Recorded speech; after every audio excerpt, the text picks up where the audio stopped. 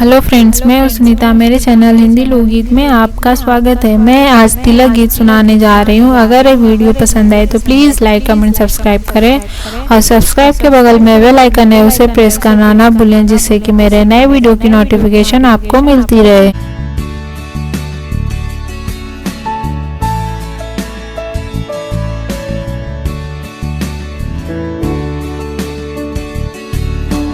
लैले तिलक देखे आइल पूरा नगर, लैले तिलक देखे आइल पूरा नगर। सिस्टर बेचले की बेचले ई मदर, दुल्हन के बिग ब्रदर, दुल्हन के बिग ब्रदर। लैले तिलक देखे आइल पूरा नगर, लैले तिलक देखे आइल पूरा नगर। सिस्टर बेचले ई मदर, दुल्हन के बिग ब्रदर, दुल्हन के बिग ब्रदर।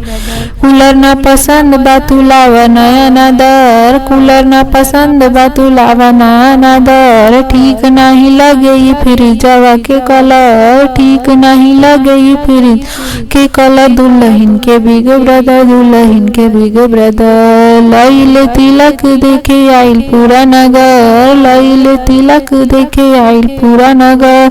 सिस्टर बेचले की बेचले ई मदर, दुल्हन के बिग ब्रदर, दुल्हन के बिग ब्रदर।